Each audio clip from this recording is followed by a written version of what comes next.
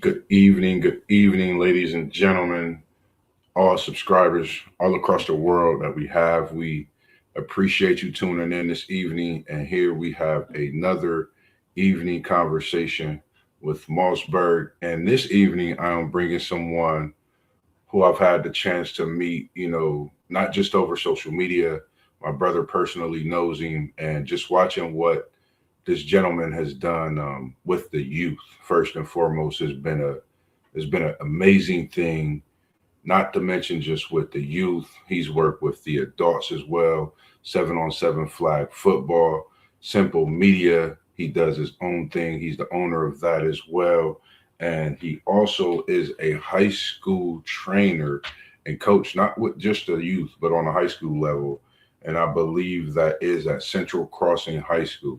So, ladies and gentlemen, I don't want to keep you waiting. I'm going to bring this man to the stage. Here we have this evening Mr. Gage Brown, the football whiz. How are you doing this evening, Mr. Gage Brown? How are you doing? And appreciate you for joining me as well. I'm good, man. I appreciate you having me. I'm doing good.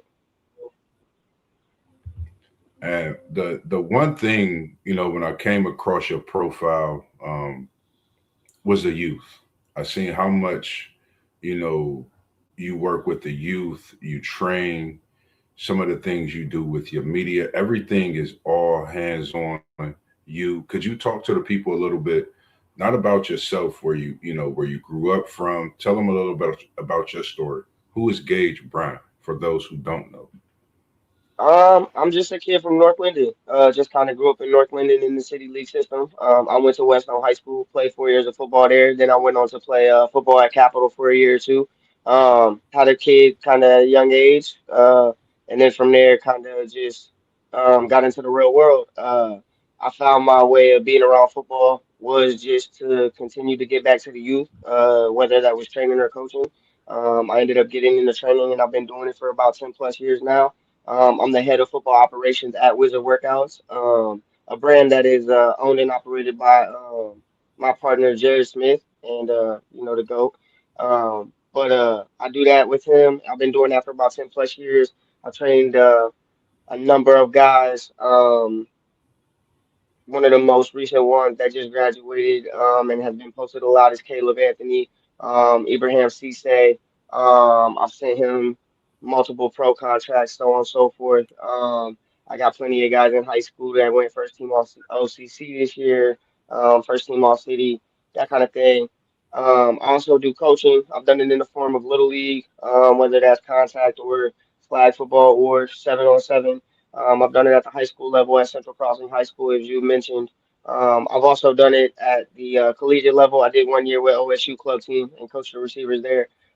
So I have an extensive array of football experience, and I really just like to give back, man. There wasn't all these resources kind of when I was growing up as a young athlete. Trainers were few and far between, and it wasn't always affordable. So I just try to focus on giving back as much as I can, and keeping the main thing, which is making sure that these kids develop and get to see opportunities that they normally wouldn't. We also have a couple of comments coming in. We have SEC Sean saying, "What's up, Mars? Good evening, SEC Sean. We appreciate you tuning in. He is one of the guys on the podcast as well as WTP for Life. He is a alumni of those Weststone Braves as well. We appreciate you both for tuning in this evening. And as you spoke about North Linden going to Whetstone, um, being in that area, I think we both have that same thing in common. I went to East. Westone was a school I was supposed to go to, but things happen, and I think it was the greatest thing for me as well. But coming from North Linden, going to Whetstone, coming up, seeing what we would see throughout the day, throughout the week, throughout our lifetime. What was the one thing that made you want to make a change? Because I know it didn't start when you got older. I know it had to happen at a young age, but knowing certain things to where you could make that mark? What pushed you to that? Yeah, at a young age, I want to say about 16 years old, 17 years old. I ended up actually getting into some trouble with the law, and I think that was my turning point of you can't be a thug and a football player. You got to choose one. So after that point, I think that's where I kind of pivoted to like at that point I was still taking football serious, but I realized, hey, if you take it serious, that means staying out of trouble too. And that's kind of where I pivoted into taking it very serious, and then after high school, that kind of is what motivated me to guide these young men that to different places and different avenues, or give them places to be instead of being in trouble. Because it takes one mistake, and then your whole career could be down the drain and everything you work for. And a lot of people think there are a lot of second chances out there, which they do happen, but a lot of times one mistake can cost you, and you just don't want to be that athlete who should have been somebody. You want to be the athlete who ended up being somebody. You know what I mean? And whether that means just getting out, getting a free education, and then moving on to the real world, which is fine. Not everybody goes pro. Not everybody plays Division I football. The goal is to get out of here and go experience something else later on in life, and get a free education. That way you can set yourself up for whatever it is you're trying to do after football. Agree, man. I can't not disagree with anything you said. And when you speak of those things, that presents the student athlete, that village, upbringing. And growing up in South London, I know you remember part of the village, which raised and shaped us, and we have so many things in common and alike when it comes to wizard workouts, being able to not work with just the youth, but work with guys going to that next level, college, and to the pros, you know, being at your age, what are ways that you continue to not just push them, but say, hey, you're gonna come across this obstacle. Before those things happen, what is something you could tell the people that may think is gonna be the hardest thing? Could you explain to them about the work you put in is the work that you get out? Yeah, well, just trying to explain it to them in that way is like no one's gonna come get you to do it, right? So your parents can bring you here, but if you're not motivated once you get here, listen, you're wasting everybody's time. And that's a conversation that I have with a lot of athletes who come in, and it seems like they want to be there, but then they kind of don't. And it's like, look, man, look, do you want this or you don't? Because at this point, you don't come here and waste anybody's time, including yours. Because if you're coming out here and you half stepping and you're not really getting better, at the end of the day, man, you costing yourself time. Tell your parents you don't really want to do this, or you don't really say you don't want it how you really say you do. But it's just kind of a motivation too of being relatable. I always lace my cleats up, and I'll always do everything I ask them to do. That's something that I always lead by example, and I think that separates me from a lot of trainers is I will still lace my cleats up. I still will work out with them. I still will go through the same things I'm asking them to go through. And it's not because I need to or because it helps me stay young or anything of the sort, which it does, and I'm grateful for it. But at the end of the day, I'll never ask you to do anything I wouldn't do myself type of thing. This is what it takes to get to the next level. This is what it takes to go to the next level. And when it comes to kind of like doubting the work being put in, I always tell people, look, there's a track record of athletes that I got that you can go search on Instagram or search on Facebook, and you can see the path they took.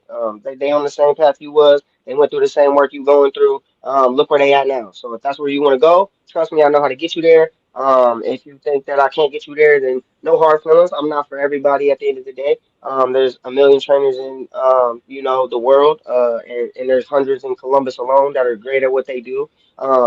And there's a different type of response to different types of training for every kid. So not every kid is going to be responsive to the way that I teach the game and or motivate them. Just like it's not going to be for every other trainer. Yeah, I agree. And I always go back. We have so much of that in common of the North Linden, being a product of North Linden, being able to have a dream to be this, possible NFL player. We always dreamed of those things, being an NBA player. But you are not just being a trainer, you're being a part of many stories, and not just the development, the push, the growth, and what they love to do, in that sport, which is football. Um, what are those things that you think about for the next person to say, Mr. Brown, what can I do to make my next day better? What can I do to make my week better? What can I do to get better these next few years? What can you say Make to the those? most out of it. Take advantage of every minute. Every second you got a chance to get better, whether you believe it or not. A lot of kids, I put it in perspective like this. If you at home playing 2K in your bedroom, those are hours you could be using getting better. And here's the thing, you don't even got to stop playing 2K to get better. You could be in there doing squats. You could be in there doing wall sits while you playing 2K. You could be in there occupying your mind, but still getting better. It's how bad do you want it? Because like I said before, I mean, your parents can push you. I can motivate you, we can drag you along on this journey that you say you want, but if you don't really want it, it's kind of one of them things where you just won't see progress. You have to be intense about it. There's got to be a mindset of I'm going after this, and I'm going to do it with everything I got. Every time I do a rep, every time I do show up somewhere, I'm going to be as locked in as professional as I can be. When it comes to getting better, you have to be serious about it. And I know that sounds so cliche at times, but you have to really take it serious. And you have to live that every moment of the day. When you at school, and we talking about, like you said, student athlete. When you at school, are you doing the right things? Do you got good relationships and connections with teachers? Or would they have good things to say about you if a recruiter walked up to them and said, "Tell me about such and such"? When you out in public, are you setting a good example? Are you causing chaos at restaurants and so on and so forth, stores? Or are you the guy that in your neighborhood does things for your neighbors and so on and so forth? So there's things that you can do that separate you just in general as a person. And I focus on that more so when I'm training athletes than anything. It is a mental and character thing. Like mental health is huge. Character building is huge. We teach these athletes how to be athletes so often they forget how to be people. So I always tell my athletes when I'm training them, look, we're gonna become a great person first, and then we'll become a good athlete. Because becoming a great person just builds good habits of you becoming a great athlete. Because if you already just in everyday life locked in, and you going to school and doing the right things, and then you going home and doing the right things, by the time you get to me at training, you gonna already be in the flow of doing the right things. So then you gonna come get the most out of whatever we're gonna do at that session. So the next question we have a few questions in the comments, and one question we have from at WTP for Life. He said, "Was there an adult that had a great influence on you?" Yeah, so my uncle, I had an uncle. His name was Uncle Tom. When I was younger, I kind of came up in the foster system. And they ended up taking me in when I was younger. And when he first got me, that's why I played football in the first place. He took me, he introduced me to the game. Said, "Hey, if you want to be angry and you and you want to take it out on the world, this is the place you can do it. Strap your pads on and go after it." And then I kind Definitely. of just fell in love with the game of football after that. So my uncle was a huge influence. He always told me, don't be scared to speak up. The worst thing that people can tell you is no. So that's why I never have a problem asking for an opportunity or asking for help or asking, you know what I mean, for some kind of support. Because it take a village to do all of this stuff. But it also takes some guidance. And yeah, my uncle was a huge influence in those ways. He instilled some good morals and principles, but through the game of football. Football was my kind of my vehicle. When I didn't act right, he took it away, and that made me get my head right away. And if I was doing the right things, you know what I mean, and I was going to school, playing football, keeping my head cool, doing all those things, then it was okay. After the game, we'll go out to eat type of thing. So it was kind of like punishment and reward. But it was in a sense of something that I loved. He knew that football was something that I loved to do. So, the more you keep your head on straight, the more you get to do this thing you love to do because it's a privilege at the end of the day. No one owes an athlete the right to play their sport. Like, a coach can take it away from you, your parents can take it away from you. It can be taken away, an injury can take it away from you. Like the game can be snatched away from you at any given moment. So it's a privilege to play it. You gotta treat it like it. Yeah. Now, I'm glad you mentioned that. When you mentioned injury, you know, what is one thing you could say, to anyone that's, whether it's you're dealing with an injury now, or you've coming from an injury. What is that? What is that mindset? You know, I It know some people. depends where you want to end up at the end of it. So I always tell everybody that. Because everybody gets injured kind of at different points in their career. First thing you got to think are, do I want to come back and actually make a run at playing this game again? Yeah, Once you answer that question, that kind of sets the tone for what you're going after. If you say I'm trying to come back and play this game, you need to go into rehab and training like it is practice now. You need to replace the game, basketball, football, whatever you're doing with rehab. It needs to become your new game to beat, your new thing to win, your new championship to obtain. You got to treat it like that. I would never tell an athlete to push themselves to a point of being too uncomfortable. But when you're also doing rehab, you don't want to baby yourself too much. You got to find that medium of like pushing yourself just a little bit and taking care of yourself a lot. But in a sense of you just have to you got to know what you want at the end of it, and then that kind of sets the tone. If you want to come back and play, you got to go attack it like it is a game, like it is something you try to win. If you're not, I mean, you can take it a little bit easier. You're not coming back to play the game. You just trying to get back healthy as a regular person. You can right. kind of just go at it with a, hey, I'm just trying to get back right. As long as you kind of do the bare minimum, you can always get back to regular life. But to come back as an athlete and better than ever, you have to attack it in a way of kind of being crazy. Like, I'm gonna push myself through this ACL injury or this so on and so forth injury harder than anybody ever has. Like, you got to kind of want to outwork anybody who's ever done it before you. I personally have torn my ACL and came back from it. It took me 7 months, but like I said, I went at it like a madman. I kind of pushed myself sometimes to places that were a little uncomfortable. But I'm better than ever now. I still play ball right now. It is flag football, but I still compete at a high level. So I still get out there and train, run around, run routes. So it's something that you can definitely come back from. It's never over. But you can't let anybody tell you what your limit is. You gotta kind of just go after it. We got another question from one of the guys from post game 86. Good to see you post game as well. Said, when you're surrounded by athletes, is there anything you notice about them that makes you say this dude is going to be a baller without knowing any of them? I would say the kid who has the attention to detail. The kid that I can explain the drill to one time and he hits every move like he's supposed to, it is the kid that I'm like he's gonna be a dog because he gets it. He gets how serious it is to be right on point and to understand what's going on. It's an IQ thing for me, personally. Kids at a young age who have a very high IQ, I'm like that kid gets it and he's gonna be a dog as long as he's around the right people.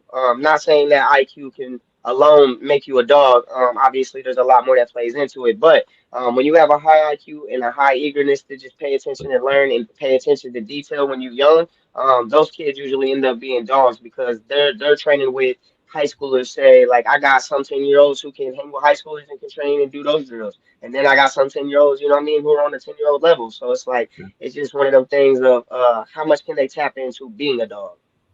Yeah, I agree. And when you when you mention as we've been talking so much about football, there's someone that I'm speaking with, Mr. Brown, that is, and yourself, 7 on 7. Not just that you play, coach, but you win 7 on 7 championships, all across the world. Tell the people a little bit about that 7 on 7 flag football team that I keep hearing about, that you haven't called me up about. I'm a safety in the corner. I like getting out there a little bit, man. But tell us a little bit about this 7 on 7 flag football that you do. Yeah, so I play flag football at a high level.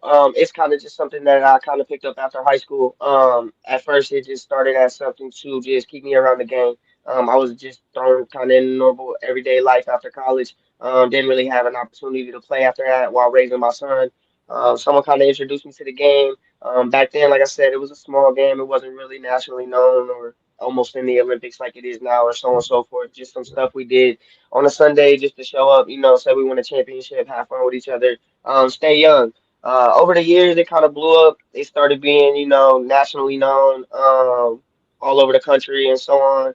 I traveled the country. I've been, Vegas, Colorado, Florida, which is where nationals usually are. I'm heading down there in January actually to play this year, but I played for several different teams. I've won a lot, I've lost a lot, but at the end of the day, it's really just kept me young. I'm 32 years old, and I'm still able to put my cleats on and go play the game at a high level with dudes who, you know what I mean, have played D1 college ball and pros before. And flag was just the thing that, like I said, it kept me around the game, it kept me young.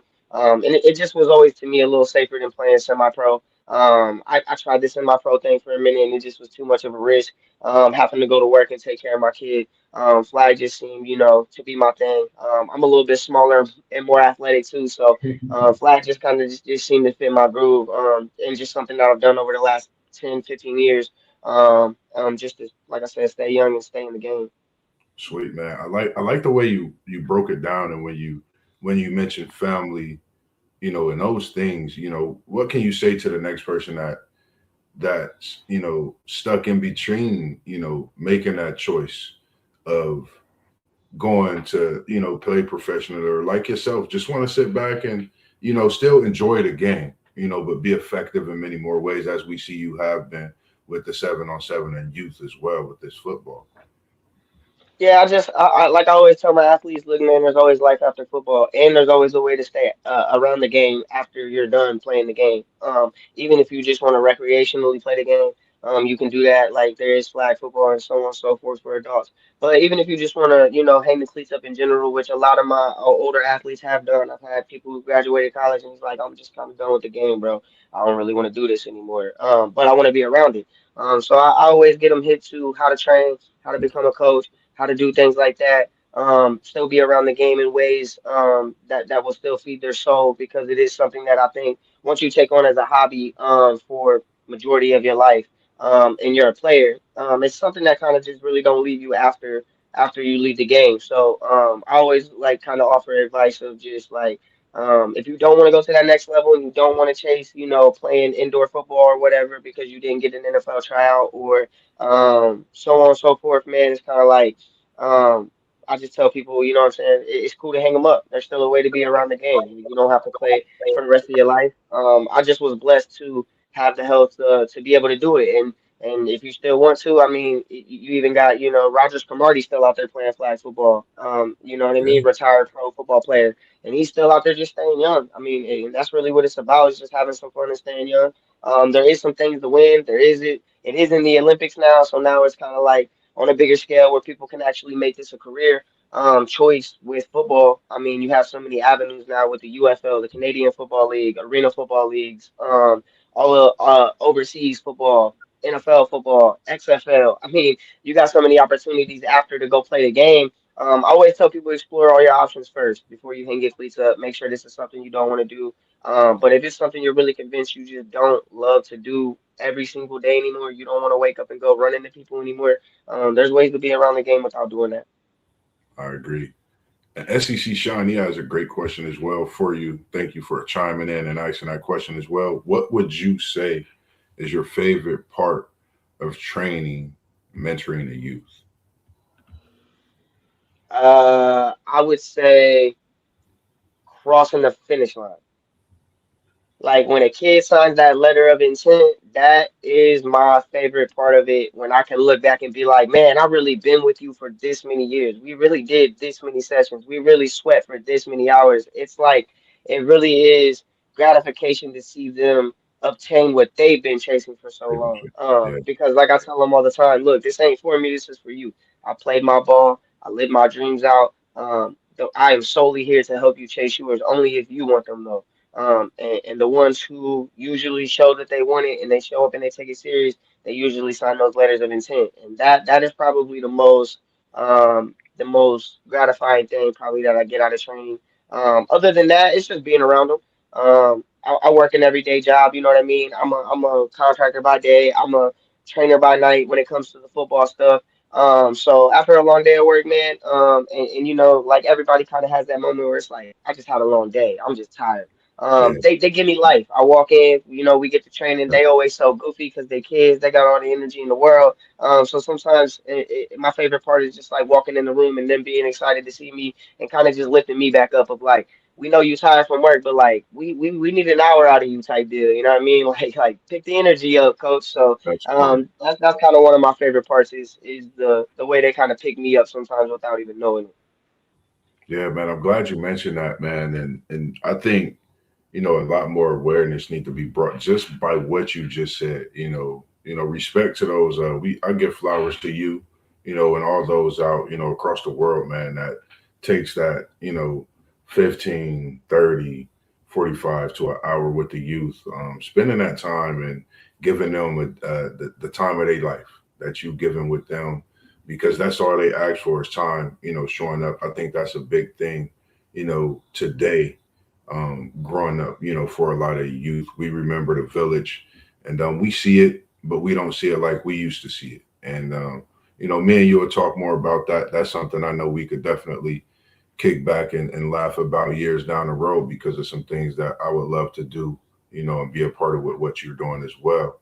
And as we, continue this conversation, you also have Simple Made Media. Talk to us about Simple Made Media. Civil made media is legit my hobby. So a lot of people will think football is my hobby, but after a while, that kind of became a lifestyle. Football is just something that I wake up and just kind of naturally do every day. It's second nature at this point. I don't have to think about football to talk it, to watch it, none of that. It kind of just comes to me, right? But I like to have hobbies, and I like to, I feel like, have a little depth to me, which means I like to be multifaceted. I like to be able to do a lot of different things, and which is like marketing. Sometimes I've dabbled in that, photography, training. There's a lot of things that I try to do on the side just to kind of make me feel creative. And Simple Made Media was one of those. People started shooting pictures of athletes, and I thought, hey, that's cool. I've never charged anybody to shoot. I've never really taken it too serious with like booking sessions or anything like that. It's just something that when I know I'm going to a football field to watch maybe, certain kids that I've trained play, or when I used to coach at certain places, I would just bring the camera with me. When I go play in Florida, I bring it with me all the time. And I just kind of freelance shoot. I don't like I said, I don't charge anybody. I post it all up on my page for free. I don't do any crazy editing or any type of gimmicks, or it's literally I shoot, I put it on my iPhone, I quick edit it, and then I post it. It's just something that's just it's legit a hobby for me. Photography is just a cool thing to me. And I think I got an eye for sports photography in general. Just because I do play football, so I can kind of see things happening before they actually happen. So I think I take some cool flicks, and that kind of was the end of it. So I just kind of carry a camera around sometimes, and you'll see me shooting. Yeah, I like that. It's funny you mentioned that, because I think we definitely have so many more conversations that we gonna have and talk about when it comes to that, because I feel the same way.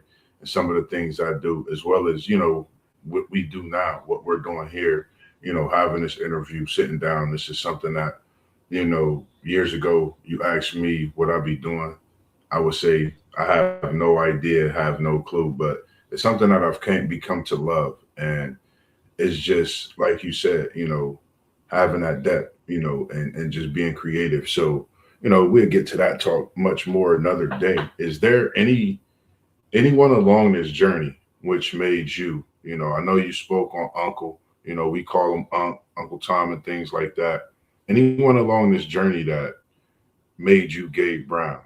Being a father, I know those things are not easy, but anyone, coaches, anyone out there that you would like to send, a shout out to, a thank you, anyone, at this time.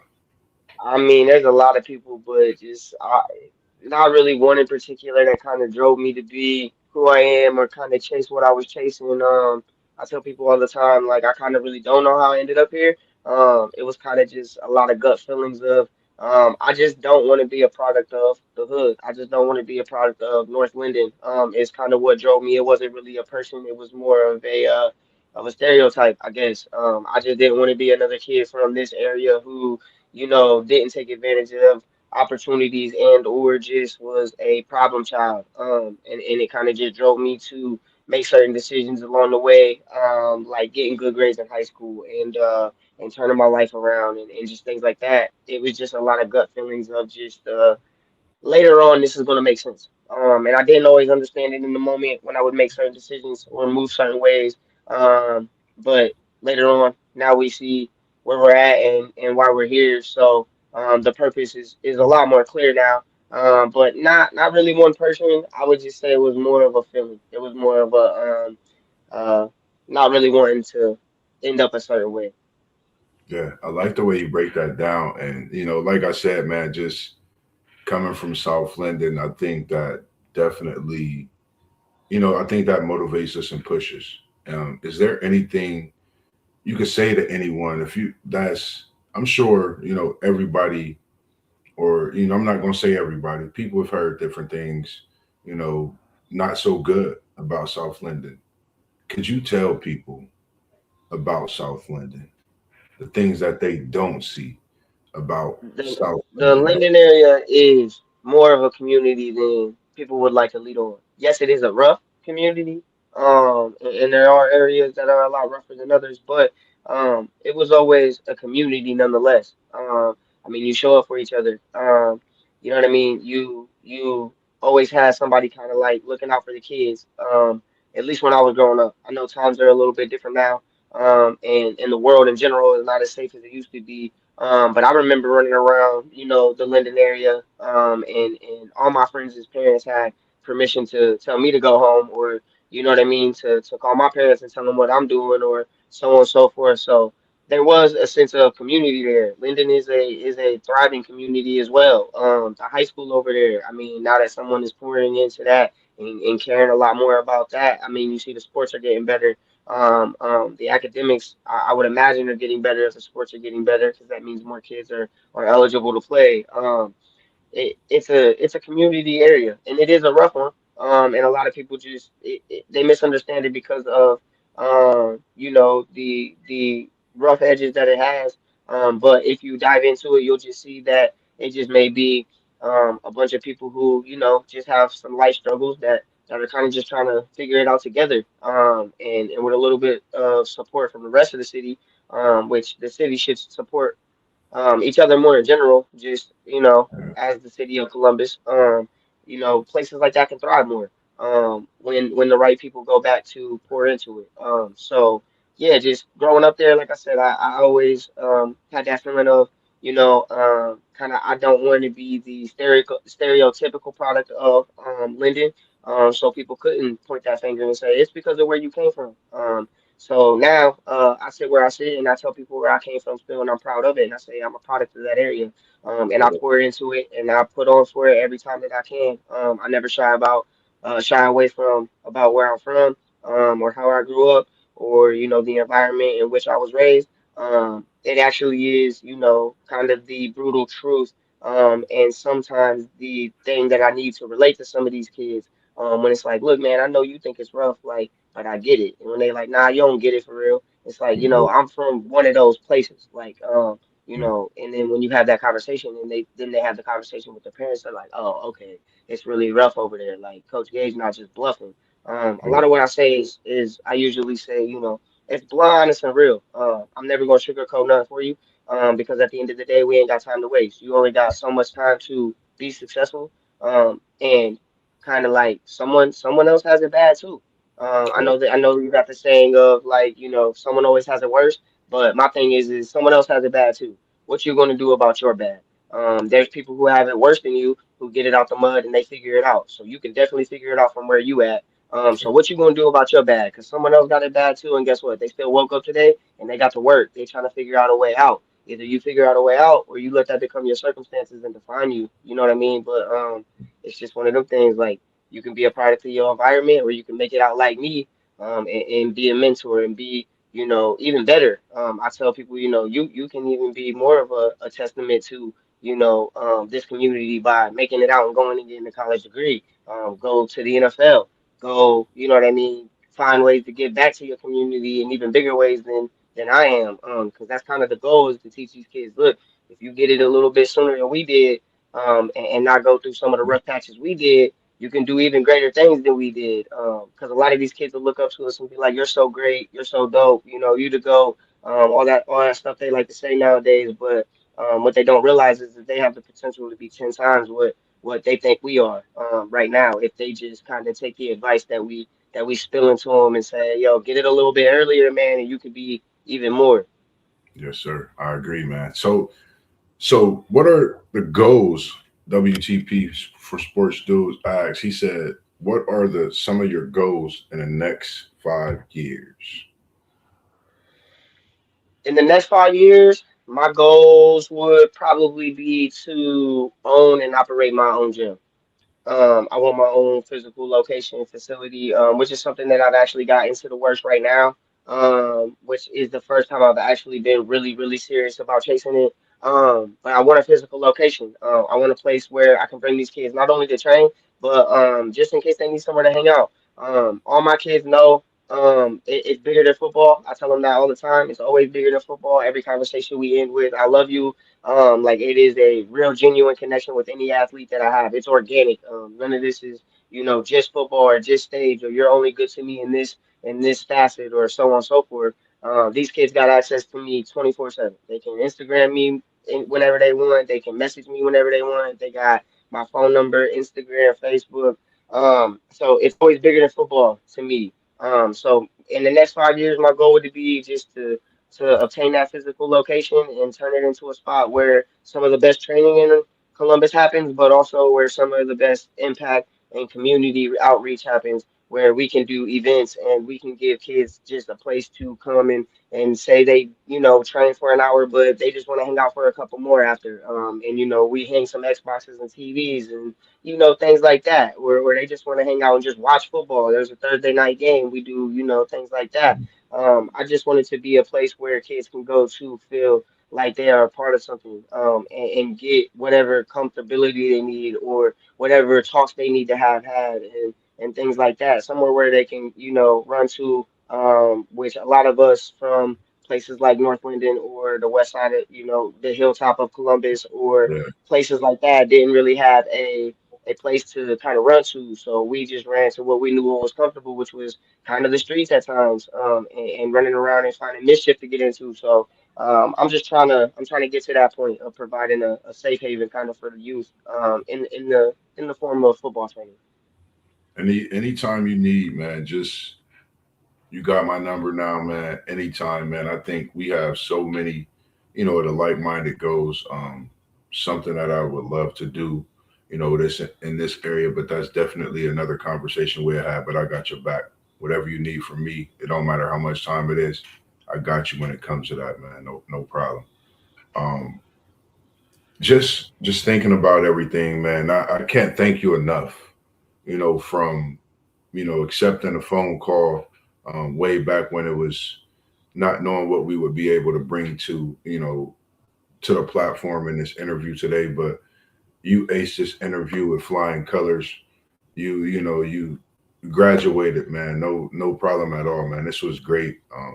I can't thank you enough, for joining myself, MossBurgh, for this Wednesday evening conversation, and looking forward to having many more conversations as well.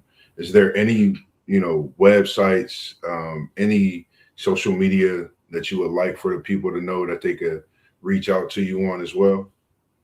My personal Instagram is at the football wiz 02. My personal Facebook is just my name, Gage Brown. If you want to find any of our training content and or just kind of things that we post training wise, that would be at Wizard Workouts. Those are kind of the main three that I kind of operate through. Simple Made Media is just at Simple Made Media. If you ever want to catch any of the flicks, I don't really upload a whole lot. I probably got more pictures than I got posts.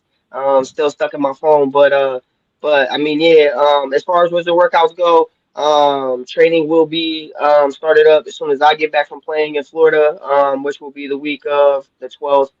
So 12th through the 18th, I'll be out of town. As soon as we get back on the 21st, I'm going full blown. We have a new program called Young Wizards Academy. Young Wizards Academy is going to be geared towards athletic training, obviously for football players, and or athletes in general. But it will also put a heavy emphasis on mental health, and character building. We really want to dive more into that, because, like I said earlier, to me, the separation between certain athletes is the mental, is the IQ, is the things that you're teaching them kind of up here, because this is where it starts. This is where everything fires from. So a good mental is always going to lead to a good athlete, in my opinion. So we always start with that. That's kind of really all I got going on right now. As far as coaching, we got 7-on-7 going on with Made Football. I believe the Instagram handle is at Made Athletes 7v7. If anybody wants to check that out, we going on road. I believe January 31st to February 1st, we'll be in Indiana for our first tournament. I'm sure we'll be posting videos, content, live streams for that. Um, Outside of that, I think that's kind of all I got going on. I really appreciate you having me on here, man, giving me the platform to kind of just, talk about this stuff. I really do push, like I said, organic and authentic. Nothing that we do over here on our side as far as wizard workouts or anything that I do in the football realm of smoke screens. We're real genuine and authentic with it. Anybody who would love to come find out, we'd love to have you. Um, that's kind of where I'm at. Oh man, I totally agree with you wholeheartedly, man. Whatever you just heard, it's not whatever you heard. Everything you heard, make sure you tap in. It's official. I don't just see the videos; I see the clips. And myself, I thought you was literally a D1 somewhere in that realm of what you do because what I see is great, and it's something that need to be seen more. So, like you said, if you hear those channels, go tap in, go sign up, make sure you get Oh, your real code. quick, that's what I forgot. Blackout flag football. Blackout underscore FFB. Go follow them as well in the spring. Sorry, that was way far ahead. That's why it You kind of slipped my good? You mind. good? You good? In the spring we will be doing flag football. I will be with the 10U as well, just like I am with the 7v7. But Blackout flag football is a major brand that I coach for and push. It is owned by my boy Nick Black. We started it, I want to say, a couple years ago. We started with 0 followers. We up to a few thousand. We have traveled all over the country with these kids, played in major tournaments, won major tournaments. We continue to put them on the map. So if anybody's interested in playing and or just kind of following along and watch us kind of put on for Columbus at these different tournaments out of town, that's another thing that y'all can tap into as well. Make sure y'all do that, man. Tap into everything, everything. You'll love it. And again, man, like I said, I appreciate you joining for another conversation this evening with MossBurgh, and be looking forward to doing so many more things with you throughout the next few years, next few months even. I can't wait to get into it, man. But it was just a pleasure having you this evening. Ladies and gentlemen, don't forget to follow all the channels that you see down at the bottom. We got at WTP for Life. We have at FanDuel We have at Blissberg Podcast. We have at Post Game 86. We have City League TV. We have FanDuel We have SEC Chon. SEC Shine brings the NASCAR. With City League TV, we're going to be doing a ton of live streams as we've done for our high school football. We're going into our City League basketball season. So make sure you stay tuned in.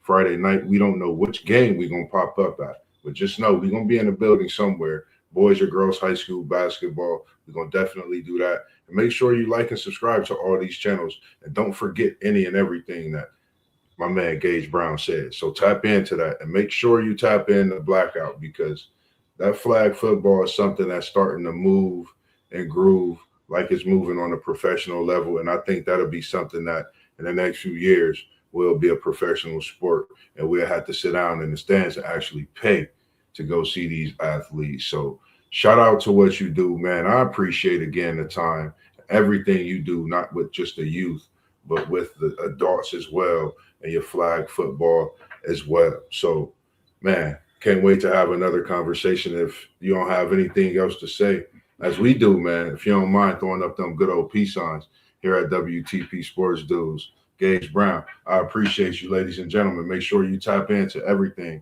and go check it out. And make sure you get some of them signups so he could teach your son, your athlete, some great things to get them onto that next level of what they love to do in their sport. Other than that, as we always do, man, peace. And we out here at Appreciate you, WTP. my man.